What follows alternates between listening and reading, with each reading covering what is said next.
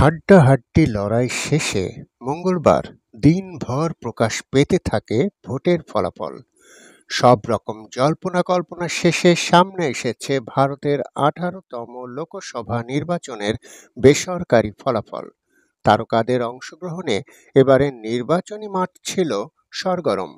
প্রথমবার এসেই যেমন কেউ করেছেন বাজিমাত, আবার কারো ঝুলিতে যোগ হয়েছে বিজয়ের হ্যাট্রিক। ভারতের ১৮তম লোকসভা নির্বাচনের ফলাফল ইতিমধ্যেই প্রকাশিত হয়েছে।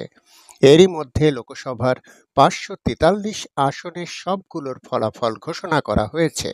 আর এতে এগিয়ে আছে ক্ষমতাসীন বিজেপি ও এর জোট জাতীয় গণতান্ত্রিক জোট এনডিএ। এবারের নির্বাচনে বেশ চমক দেখিয়েছে গত ২ লোকসভা নির্বাচনে বাজে ফলাফল করা কংগ্রেসও।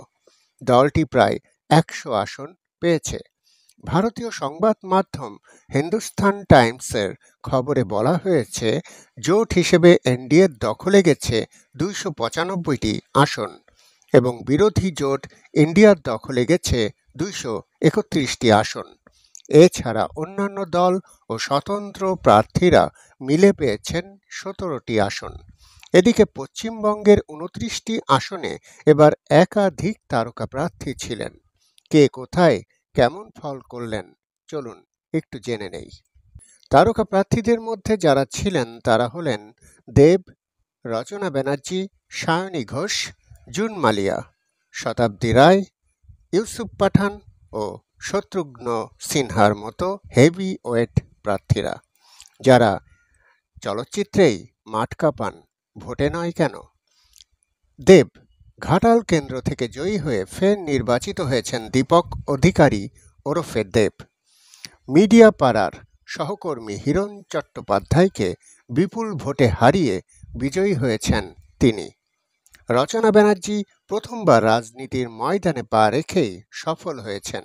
দিদি নাম্বার 1 খ্যাত রচনা ব্যানার্জি বন্ধু ও সহকর্মী লকেট চট্টোপাধ্যায়কে হারিয়ে হুগলি কেন্দ্র থেকে তিনি জয়ী হয়েছেন বলে জানিয়েছেন হিন্দুস্তান টাইমস।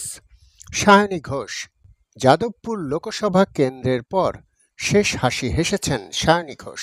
এ আসনে হাড্ডাহাড্ডি লড়াইয়ের পর পরাজিত হয়েছেন সৃজন ভট্টাচার্য ও অনির্বাণ গঙ্গোপাধ্যায়।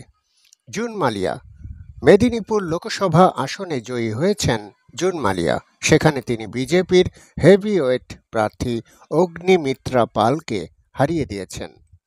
শতাব্দী রায় বীরভূমে বিপুল ভোটের ব্যবধানে জিতে লোকসভার টিকিট পেয়েছেন শতাব্দী রায়। প্রায় ২ লাখ ভোটের ব্যবধানে জিতেছেন এই অভিনেত্রী। ইউসুফ পাঠান ও শত্রুঘ্ন সিনহা। বহরমপুরের হেভিওয়েট প্রার্থী অধীর রঞ্জন চৌধুরীকে এবার চমক দিয়েছেন ভারতীয় ক্রিকেটার, সাবেক তারকা ও তৃণমূল কংগ্রেসের প্রার্থী ইউসুফ পাঠান।